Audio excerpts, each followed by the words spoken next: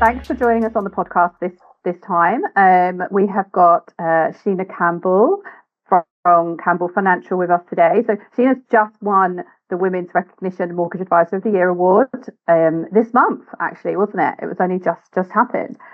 So I thought it'd be great to have you on, have a chat about you, how you got where you are, your journey, maybe why you thought you won, and then just any kind of advice or tips to anyone in the group that might be looking to try and do similar to what you've done, really. So I'll pass over to you. Tell us a bit about yourself. Thank you, Kate. Well, no, I really appreciate the invitation to come on and everything and speak about stuff. So yeah, it's nice to be here. So thank you for the congratulations as well for the award.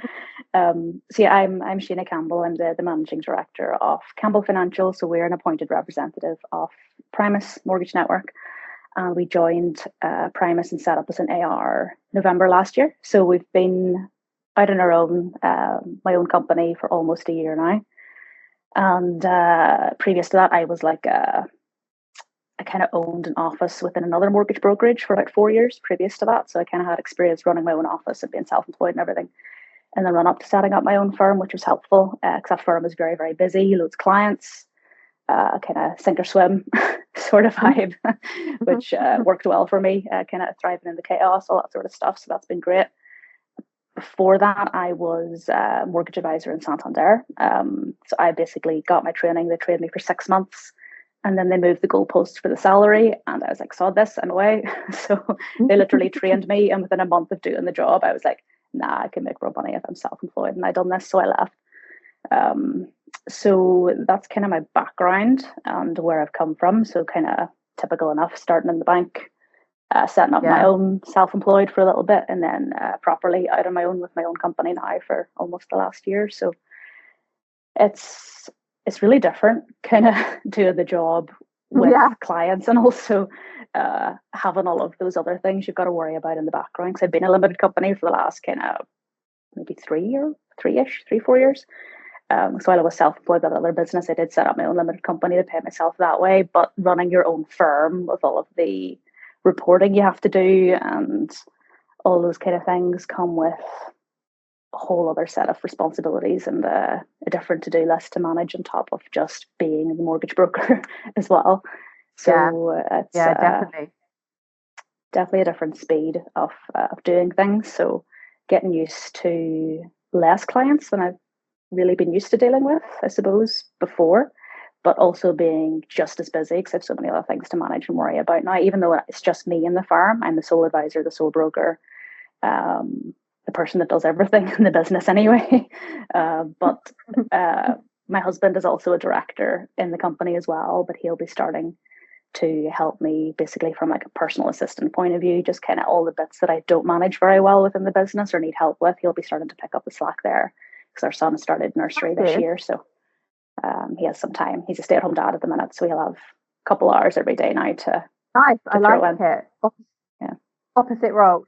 Role reversal or the norm, right? Good. He came out of work in October, I'm gonna say 23 possibly, and that was a big turning point for me as well because that's always something I wanted to be able to do for him, to be able to support us so that he doesn't have to work, because we found that after the birth of our son that we didn't realize until we took a family holiday to Florida, and my husband had mentioned to me that he felt a lot closer to our son after spending like a day in the pool with him, like at the villa. And I was like, what do you mean? Like, I didn't realize that there was a distance there, but it was because he was waking up, like my husband would be in work before our son would be awake in the morning, and he wouldn't be home until he wouldn't even finish work to 6 o'clock actually. So he would only see our son for maybe half an hour or an hour in the evening before he was going to bed. But I just didn't realize that obviously there would be a disconnect there because you're seeing him half an hour a day midweek and seeing him at the weekends then only. So it was, I was like, that's hardly worth, because whatever he was bringing home and the childcare we were paying, it's like, that's not worth £800 a month to me for you not to have that relationship with our son. Quit your job. So that was a really nice thing to be able to do. So he's definitely. And it's given you, I guess, the time to be able to concentrate on opening up your own firm and being able to concentrate on that and not have to juggle quite as much with the home stuff because he's been there.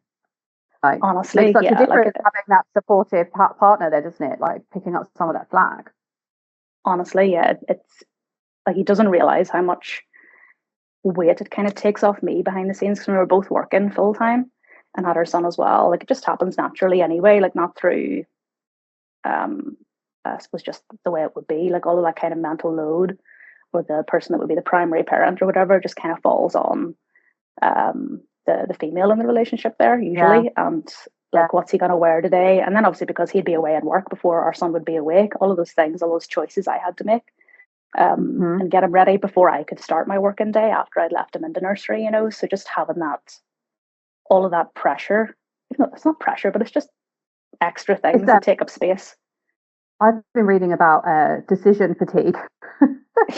So it's having to make so many decisions and it's just being so tiring.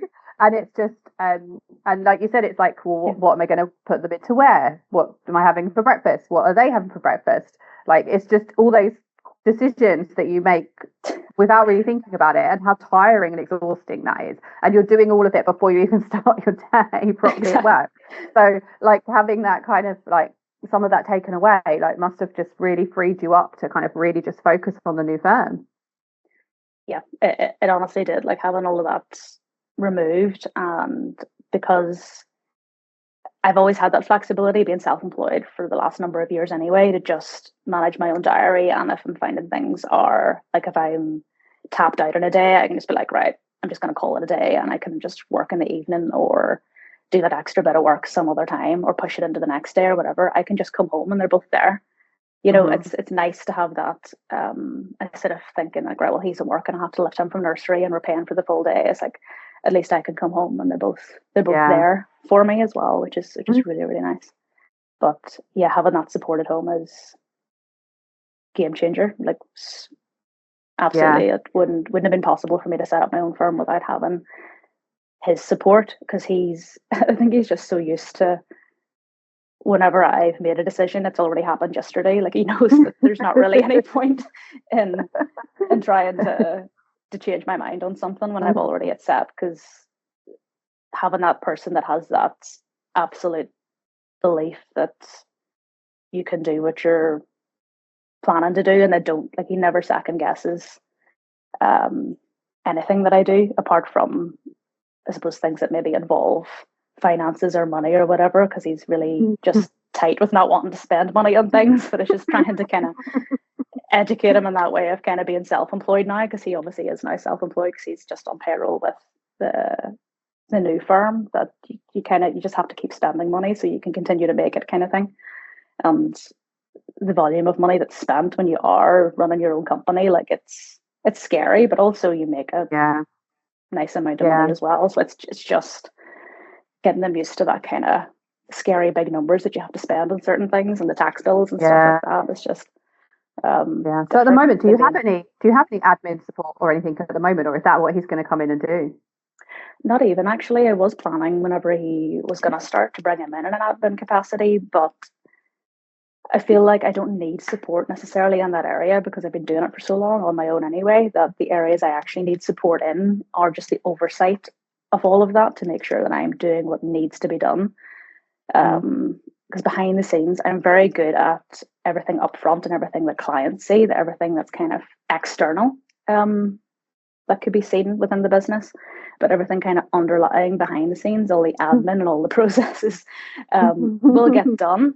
They'll get done within the timeframes they need to get done, but it's just like, say for example, if I've not fully tied off an insurance conversation with somebody and it's sat in my pipeline and I know it needs to be revisited or looked at again, and I've set a task to remind myself to look at it or something like that, I'm awful at actually following up and continuing to do those things. So I need him to just have the oversight of all of that, make me accountable to actually do those things, making sure that we're not basically creating a leaky bucket situation where I'm spending all this time and energy getting people into the business and just not maximizing every opportunity that we have off the back of that. And then also the likes of social media and marketing and stuff, like I can drive really hard at it for a little while and then I'll take my foot off the gas and forget about it. So it's just, I need the consistency with that. Yeah. So I think that's all I need help with, really. The rest of it I can manage on my own for now.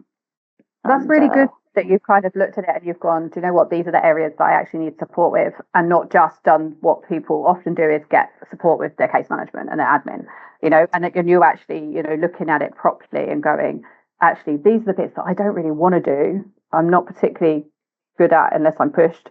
So when I get someone else to come and do that stuff, I mean, that's really great that you've actually managed to, have the sight in yourself to kind of know that that's the bit you need to support with. And because I think people do just tend to otherwise follow the kind of natural pattern of just getting admin support. I think so. I think that's what kind of led me down that route as well. It's just the first thing you're meant to get as an advisor, support with your admin, and then you can grow your business. It's like, right, well, the person I'd be getting in to support me with admin has no mortgage background or no finance background whatsoever. So there's a lot of training up front that would need to happen there for him to be able to do the admin. Plus, I think that might seem a little bit daunting to him coming in and be initially being like, this is everything and all the different lenders and all the different application processes, all the different lenders, all of that's a lot to take on for someone that's totally new. So it's like, right, well, if he can just come in, have oversight of our pipeline, and make sure that our CRM system is marketing to people and that all of the automations are set up and the content calendar is scheduled in, and we've just started, which as we were mentioning about the video and stuff before, that we are starting recording now to put videos and socials and stuff. But I've had to bring in somebody like a freelancer just to keep me accountable to do that, because I just won't do it on my own. So I'm hoping that we will start to see quite a shift in things being a lot more seamless for me, for clients, and getting people in on the front end through the social media side of things as well, with the videos becoming consistent, hopefully. So that's kind of at the next kind of stepping stone with growing the business now, because we are small. Like, it's literally just me. And we've only been going about a year. I have my back book of clients from the last number of years, of course, but which I'm lucky to have from leaving the last place that I was with. They were nice enough to let me take my own clients that I generated myself across, and of course all the ones that they give to me, I've left with them to deal with. So I'm lucky in that sense, because that's usually the worst part about leaving a place, is that you get caught with them keeping everybody technically, and then you're kind of stuck. So and one of the hardest things is setting up on your own is the lead generation, right? That where do your leads come from? That's one of the hardest parts, and I think it's one that I can see it from the group questions and stuff. But I think it's one that people don't really think that hard about at first for some reason. And they because there's a lot of stuff around. I'm doing my CMAP. I'm going to go self-employed, and it's like, where are your leads coming from? Like, where are you getting your customers from? I was very, very guilty of that as well. Whenever I left Santander, because I think they were trying to target us because it was meant to be. I think I was working towards, it's like, right, well, if I do this for whatever number of years, I'll be on 35 grand a year or something with the bonus. And then they changed it to that it's not going to be a guaranteed bonus anymore, and it's not going to be twice a year. It's going to be maybe once a year, but only if you do 40 mortgages a week. And I was like, if I did one mortgage a week on my own, I would make a lot more money than what I might make if I stay here. So I was like, that's a no-brainer. I'm just going to go. But I didn't actually consider because I just went straight into being self-employed out of Santander. I just left, like, no actual experience really of being a mortgage advisor at all, and just left. Thinking that, right, well, I'm trained, I know how to be a mortgage advisor, I'll go do it, and didn't actually think about the fact that you are running a little business. Is, even if you are a sole trader, you're self-employed and you have to generate your own clients. That first 18 months was rough. Like, it really is. And I was lucky that I joined Mortgage Advice Bureau first before, and I was with them for about 14 months maybe before I joined the place where I'd set up my own office and everything, and just hit the ground running there. It was amazing because they just had they're very prominent on Google here in Northern Ireland, so it was just so easy for them to get leads in, because if you just search mortgages or mortgage advice or whatever, pretty much anywhere within that locality, they were top 3 on Google Maps, if not the first. So it was just I think we had to almost turn the ads off sometimes, because there was too many. Yeah. You just couldn't handle the volume, and that's such a nice place to be. But then you're kind of at the mercy of spending money on ads as well, and it takes a lot to get a business to that point. And it's just far too much for a small business to invest in, really, to get there. Yeah, it is. Yeah. And that's kind of where we're thinking of the social media for us, just because it's free. Obviously, we have to pay the videographer and things for the videos, but it's a damn sight cheaper than paying for Google Ads. Google Ads is not cheap, and like you said, it just doesn't. I think unless you've already got a bit of a Google presence as well, like it's not necessarily going to work either, because yes, you'll come up in the in the ads, but if you can't see any Google reviews or they can't see any real online presence, you might still not get the clicks. And even if you get a click, it doesn't mean someone's actually going to contact you anyway. So it is a bit. Google Ads are a bit. Yeah, and having the money to spend is a cash flow problem, right, for small businesses that are just starting out, because you have to spend out the money before you get any back. Exactly, and that's what I was doing actually. Whenever I had opened my office off that brokerage, we're spending just insane amounts of money on Google, and the guy that managed the Google Ads and everything for us as well, because obviously I don't know how Google Ads work, so it's somebody else can do that. So that's an insane amount of money to be spending, thinking that this is gonna come back at some point. And it's really hard to actually measure the returns. Yes, you can see the clicks, and you can ask people how they find you, but it's not an exact science either. Like it's just mental money, and then you're a slave to it, because you think it's like, well, I've pumped so much money in, if I take my foot off the gas, it could be you lose that momentum kind of as well, because you're investing in the SEO and the position and everything. It's just you feel like you're drowning after investing in it for a while, and you can't stop. So we don't want to do that with a new business. While Google's important, we ask clients for reviews and everything. I've promised myself I'm not going to start that again. No, I think we've managed to build our Google reviews up quite well. We've been running quite a while, and we get quite a lot of organic web now, because we come up top under the paid for ads.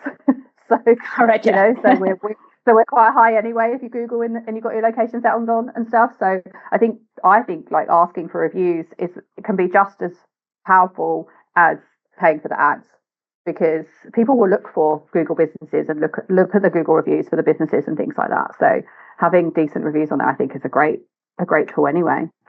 It doesn't cost anything to ask people for the reviews, and the Google profile is free anyway, so it's good to have there, and people will just Google you too if they're doing research online and things. So it's good to have it there for sure. But this was the conundrum for trying to find new clients as a new advisor is really, really difficult. So I think getting into a place that has that already has the client flow is going to be the easiest thing, to just hit the ground running and learn how to do the job. You'll hopefully you can build up a back book of clients and get your reputation name kind of around, and it'll be easier whenever you start trying to find clients if you set up on your own later, probably. But straight out the gates going self-employed with no business experience. It's a steep learning curve. It's a steep learning curve, but you definitely need to have, because the place I joined, Mortgage Advice Bureau, they were very kind and kind of had a setup where they would front you some of the money every month. So they would kind of pay you a little bit of money, and you would build up money that you owed them that they would take from your commission. So at least it kind of kept you with money coming in. So that was something they were able to do for new starts, which was easier. If I didn't have that, I would have been stuck in Santander for a bit longer to build up a bit of savings or something before I could have left. But it's really important to plan for that gap of no clients for a long time, Yeah, definitely. So let's talk about the award win. So that's really exciting. You must have been so pleased. Yeah, I was actually very surprised about the Mortgage Advisor of the Year. I was nominated for 2 other ones as well, and that was the one I felt that I was least likely to win out of the other nominations. So it made no sense to me. I think at the start of the awards, they kind of made they did a little caveat or a wee underline they'd put under everything. It's just like, right, well, obviously there's so many women in the industry that do so many amazing things, and I think if they were just trying to highlight the importance of, it's like, right, well, you don't have to be, doing 200% or at 200% capacity, doing a million things at once to receive recognition. You know, totally. it's totally enough and, you know, worthy of recognition to just be doing the job and doing it really, really fucking well. Like, it's just, you don't have, like, I think that was something a lot of people probably needed to hear in the room that night as well, that because you do look at so many other women that are so successful and that have achieved so much, and you're just like, oh my god, like I could never, like how does she do that? You just can't fathom how they have so much space to give for so many other things, as well as being so many other things to so many other people in their lives as well. Like, how do you so I'm pretty sure that my award that I had won is pretty much just down to me being good at the job. I don't feel like there's really anything outwardly or anything exceptional that I'm.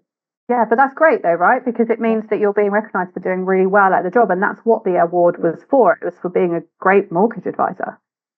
Yeah, that's it. I think I don't know, maybe just the assumption is like, obviously every woman in this room is a good mortgage advisor. It's just, I don't know. It feels, I guess so. It's like, it's difficult.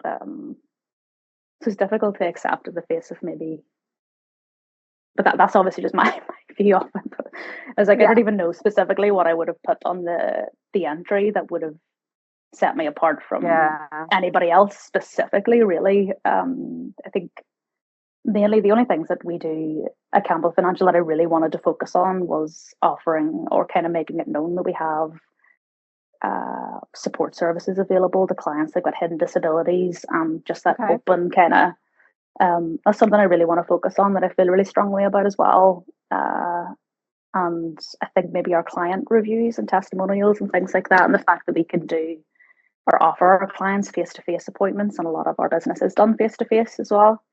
And also a lot of like Prime has brought to our attention that whenever we do our area supervision manager meetings, where they kind of look at your KPIs and be like, oh, well, these areas are red, but all this is green. At the two that we've had so far since we've been with them, they've pulled me up twice on the vulnerabilities, the customer vulnerabilities, which is in the red. But it's in the red because a lot of our clients have got vulnerabilities that we disclose. And they're like, well, it shows on the metrics as though that's red, that's a bad thing.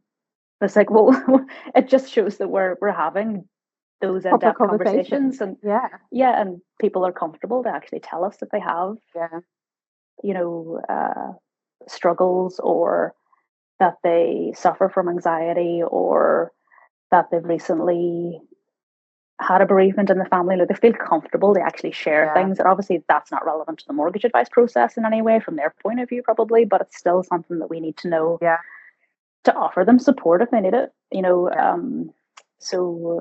But they did assure me, obviously, our actual supervision area managers in those meetings, that yes, that's a stupid metric. It should really be the other way around. Definitely. But that is showing that you are doing a fantastic job for your clients, because there are a lot of advisors out there that wouldn't be getting that level of trust or getting that kind of information for their clients, or even recording it. So, you know, the fact that you're really aware of it and you're really making sure you're doing right by your clients, and you're helping them and supporting them in every way you can, is why you won. Like, that is part of why you won, because that is really good. Yeah, I suppose so. I think you just kind of assume that anything I would do for my clients, why would everybody's everybody's like that. But yeah, I think we hold a lot of space for clients that have got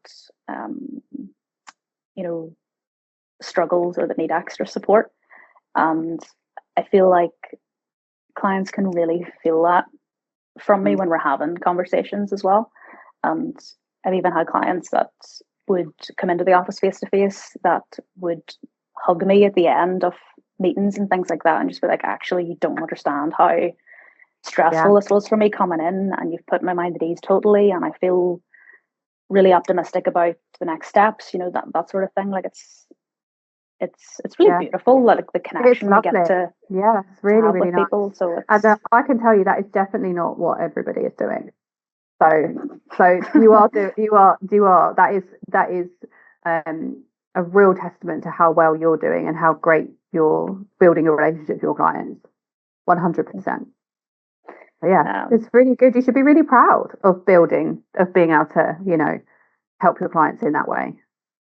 No, I do feel really, really proud of the connection that I have with clients, and it's so nice now because like I'm kind of at the point where I'm still quite not new, but like I've not had like decades in the industry or anything where I have got clients that have been with me forever. But I'm kind of at the point now where a lot of the business I would have done when I was starting to get really busy and finding my feet that first year or two would have been 2020, 21, where the rates were really good. So a lot of my deals were 5-year deals that are now all coming out. So I'm getting to see a lot of my clients for the first time on the remortgage side now, which is totally different from whenever I first started the business. I hated remortgage business. I hated it because like these people don't know me, they don't care about me. It's just a chore that when you're doing a remortgage because somebody else had done the mortgage for them initially, like I wasn't there at the first part of the journey. Whereas I would have much preferred dealing with first time buyers and things then because it's exciting. There's a house purchase involved. It's not a chore. It's something they want to do. But I find that I enjoy both of them equally now because all the remortgage business are clients that I've known from before. I get to catch up with them, see how things are, meet their kids. Like it's made the job so much more enjoyable. Just kind of being able to see people and what way their lives have changed and what they're up to now. And it is one of the best parts of the job. So I've just done my 21 years. So I've got clients that I did like 21 years ago who are still around, and that is just, it's mind blowing when they come back because we've done sometimes we've done 2 years or 5 years, and it's a 20-year period. And I've got some clients coming back now where this is their last remortgage because the next one they're paid off. So this is the last time I'm actually going to see them. And there's been a few where I'm like, what do you mean I won't see you again in 5 years? So I'm not going to know about your life anymore? But like, right now. I'd go, oh, that's really sad. Like, it's great that you paid your mortgage off because that's obviously the goal. But I'm like a bit sad. I won't get to see you again. And they have been, and they're the ones that then, you are, like you said, you are getting the hugs from them, aren't you? Because they're like, thank you so much for like seeing me through my journey and stuff. And it's really sweet. So I agree. I think once you start building that client bank and you start getting those people come back, it's such a nice feeling to be going through this life journey with them. Yeah, it's added a whole new layer to the job that wasn't something I enjoyed at the start, but it's just become something that's something I really look forward to now, kind of when the clients are renewing, and we've got a good back book renewing here in 2026 as well. So I think the number of renewals we have in 2026 will be equal to the number of mortgages we actually done this year without looking for new business. So that's great. I think next year we have to look at some point maybe about I probably will need admin support, so I don't know what we're going to do there. We'll figure it out when we get there. Yeah, you'll figure it out. Yeah, figure it out when we get there. Be fine. Yeah, it will all work out in the end. Yeah, it has to. Don't have a choice. So your plan for next year then is to try and get into some new business, but do more than you've done this year. That's the plan. Yes, the plan is always more. So we want to grow every year until we get to a point where, like, I'm really not too sure still if I want to continue to grow the business and grow and grow and grow and grow. But I know that there will come a point where I have to make a decision as to whether I want to step away and just have a team of advisors and manage it that way. But I don't know if I'm ready for that yet. Or if I just want to continue being the main advisor in the business and just having a solid team of a couple of administrators around me. And I don't think I can actually handle that many meetings in a day anymore that I used to. Because whenever I was working in the place I was in before, literally it was at least 6 clients a day usually. So it would have been usually 6 or 8 in a day. And that would have given me a lot of fuel and energy and purpose to be like, right, well, my time is best spent in front of clients. So this is all productive time. This is all useful. This is all great. But whenever I've started Campbell Financial and had to try and get used to things being a bit slower, not having as many clients in my diary in a day and having other responsibilities within the business as well. Mm-hmm. And then just kind of coming from that state of having like just being under that much pressure to just coming out the other side of that and being like, I think my body was in shock for a little bit of time, Yeah. And I didn't know how to deal with not having that urgency or that kind of level of, I don't know, it was hard to kind of deal with that kind of disparity between those two realities. It was just difficult. But I found that comfortably for me to have good conversations with clients and feel like because I would have went into all of those meetings unprepared and just on the fly dealt with whatever was in front of me, like looked at the person's name for that meeting that was joining as it was starting. Who is this? What are they here for? And just done it. And I feel like having the time beforehand to prepare is actually quite important. Whereas beforehand, I would have seen that as a waste of time to be like, well, if they're a no-show and I've spent time preparing, that's time wasted. Don't have time for that. So I would have just done the entire fact find, filled everything in, affordability, all that stuff on the call with the client then, which I still do mostly to that point, but just having that little bit of time just to double check who they are, what the conversations have been before I've had them in for this appointment. Who are they? What's their situation? It's a lot calmer, and I leave time either side of meetings as well, so I'm not rushing into the next one.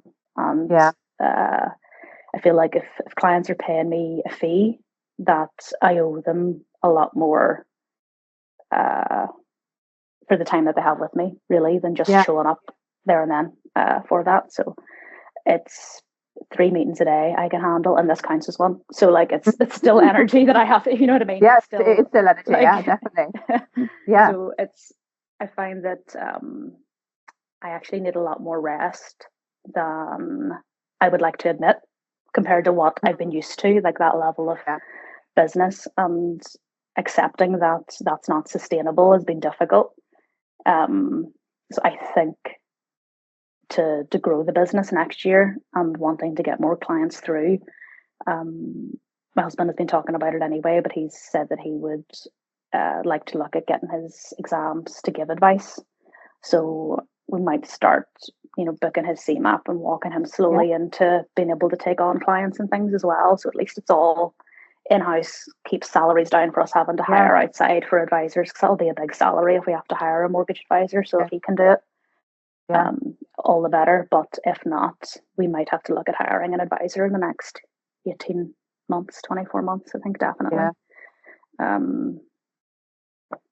It is a difficult question. I was there myself 8 years ago, where I was the only advisor. I had my power planner and I had an admin, and I was like, I can't keep doing this level of appointments.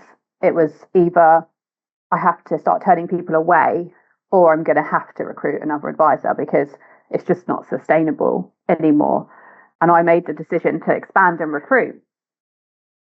And that was 8 years ago, and I'm still full-time advising. I do less than I used to. I do less, but I love it too much. I can't step out of it completely. It's too hard. And clients want to still speak to me. Like, it is, your existing clients want to come back and deal with you. And when you have people who are recommended to you, they really want to speak to you. So you end up kind of not wanting to let those people down. So you do those anyway. So I think, you can do a bit of both, is what I would say. So even if you did recruit, it doesn't mean you have to give up advising. You don't have to. I know lots of people do, but you don't have to. You can do a bit. I was kind of thinking that even if I were to recruit and the business grew quicker than I felt like keeping it controlled to the number of clients I could handle, that I would continue advising right up until the point maybe 10 years from now or something. If I just get bored with mortgages or don't want to do it anymore, like, otherwise there's no reason why I wouldn't keep doing it.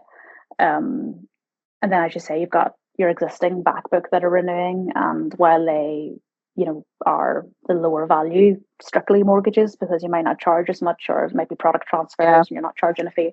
Whatever, your time is probably better spent on the new business. But then you're just kind of in that cycle then of just creating the back book of people that only want to deal with you, and it's just growing and growing and growing. You still have the same problem. So I think it's going to be a case of trying to generate leads into the business that are just going to have to be handed out to new advisors solely, and all of the existing stuff that was mine from the start will just have to stay with me until I don't want to do it anymore. That's how we run ours, basically. All the new stuff goes to the other advisors, and I deal with all the existing stuff and a bit of recommendation, because the clients they buy into us, right?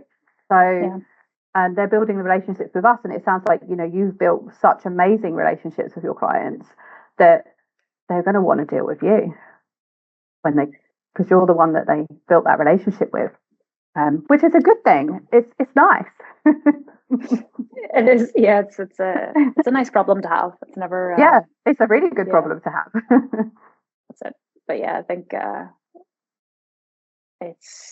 this was just when you're running the business and this is all new, like having, is whether I was like, right, well, do we bring in somebody that's self-employed? Do we bring in somebody that's employed? And all those kind of questions and stuff. But obviously the community that you've built in the Facebook group and everything is kind of where people ask those sort of things as well. The people that aren't, this is the next step I have to take. What has everyone else done that's already been and done that? And what are the challenges, and what are the issues that you face? All that kind of stuff. Like, it's great to have that. And I'm actually part of, there's a group that I have that's called the Systemize and Scale. Gary Das runs it. I do it every Wednesday, and I'm part of that kind of network. It's kind of like same as like a mastermind sort of thing, where it's just obviously we're close to the bottom, but there's guys that are doing what we would do almost in a year on a monthly basis, that are just mega, and you're just trying to learn from all of their problems are just about staff and how to manage those kind of things, and that's like not even in our scope necessarily right now. We're just kind of trying to worry about lead generation and time management, really, to maximize opportunities and get new opportunities in the door. So really different stages, and having that community wherever it is, just to bounce ideas off different people and see what everyone else is doing, is just so valuable, where you wouldn't really have had that anywhere else, apart from just if you already knew somebody in the business and happened to know someone in the business already. Definitely. A lot of people, especially in Northern Ireland, it seems, tend to try and, although we're part of the Primus Mortgage Network, a lot of the other principals of other firms wouldn't maybe be quite as open about how they do things or how things are done. They try to safeguard everything, which is fine, because we're all competitors at the end of the day, but there's more than enough business for everybody. As well. I agree. There's so much business for everybody that I think collaboration is far more important than competition. And ultimately, for me, the more we can share and learn from each other, the more we're going to be able to help the clients at the end of the day. And the clients are the important part, right? And that's how I look at it, because I definitely overshare on what I do and how I do it and what I don't do and what I do wrong and what I do well. And but it's about like who's actually going to implement half the stuff that you mentioned anyway. I think people are just interested to know, and they'd be like, oh, that's not for me, or I would never do that, or it's like, oh, that's a good idea, but never actually do it anyway. I don't think there's any harm in sharing how you run your business with other people if it's going to benefit, as you say, the clients at the end of the day. It's like, well, your clients are my clients. They've chosen you. I'm not competing with you for that client. They chose, you know what I mean? So well, we're definitely not competing for the same clients. Like, we're in completely different locations. Like, so there's lots of people you can collaborate with that aren't even in your direct location sometimes as well. You don't have to be collaborating with the people in your town. There's plenty of people out there willing to collaborate that in different areas that you're just not going to come across the same clients. It's just not gonna happen. And I think it's interesting that people worry about it so much, because I think I'd rather be worried about my own business and what I'm doing within it a bit more. Whereabouts are you based locally? So Gatwick Airport. Where? So south of London. So right, almost as south as you could get in England. Yes, I suppose there's a lot of brokerages around London, obviously, but there's obviously no shortage of people around London either. So, no, there is definitely not a shortage of people whatsoever. No. We're pretty much all the clients I have are more or less in Northern Ireland. There's a small bit of business we would do on the mainland, but not an awful lot, really. Yeah. Typically just be if clients are moving from the mainland back home to Northern Ireland, that kind of stuff, or vice versa. If there's someone living in Northern Ireland from here or whatever that just search for a mortgage advisor locally and are moving to the mainland. But I think a lot of clients don't realise that we can do both. Yeah. On either side, that we don't strictly only have to advise within Northern Ireland, or that you strictly don't have to advise within England. It doesn't matter where they're buying. No, I think clients don't realise that, do they? So we're going to be out of time soon. So is there anything else you want to share with the group? Anything else you think that you're doing that could help, or any thoughts or tips, hints, anything really? I don't think so. I think the easiest way I find to connect with my own clients is I kind of take their lead in how they show up to the appointment. So if they're, I suppose maybe a little bit more skeptical or tentative of the process, like if it's an older client or something like that, and they're just mortgage brokers or whatever, I can kind of meet their energy and kind of see them where they're at and bring them down, to just realize that actually, or they might have a preconception that's like, a younger woman or something like that I'm not going to know. That really knowing your stuff to be able to answer questions there and then without having to go off and do research, or if there is something that somebody asks you, to just have the confidence to say, actually, I've never come across that before, I'm going to find out. And just listening to people as well. So a lot of the time, even when I was in that kind of environment where I was stacked back to back with clients and appointments and everything, it was very, very process driven. It's like, I'm going to take you through this process to complete everything I have to complete to do my analysis, to be able to present you with how much you can afford to borrow and everything like that. But still being able to weave that in naturally to a conversation that doesn't seem like you're fact finding.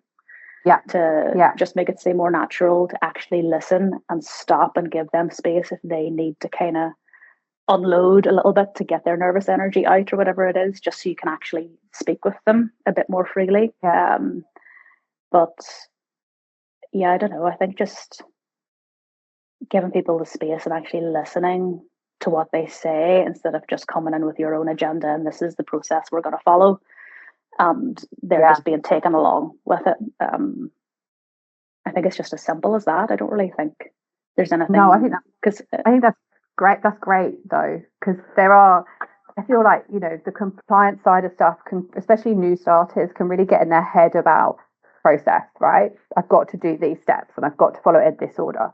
But actually what you just said about, working with the clients and how they feel and their agenda and stuff is so valuable to actually the clients building trust in you and actually wanting to work with you. I think that's really good advice.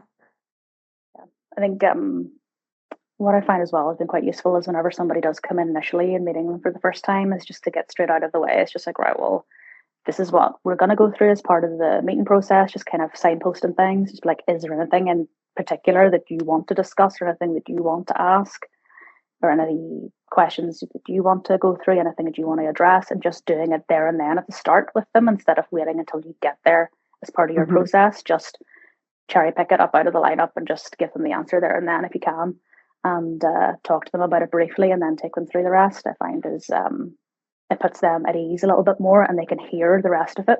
They're in a space to actually listen to what you're saying otherwise, because they've had their main question kind of answered. I don't really think there's much else that. No, I think that's great. No, I think that's we all know really how to do the job. No, I think that's all really helpful. It really is. Thank you so much for coming on and talking with us. It's been great to speak to you, and I'll be really interesting to see how you do next year and what happens. So thank you so much. Thank you.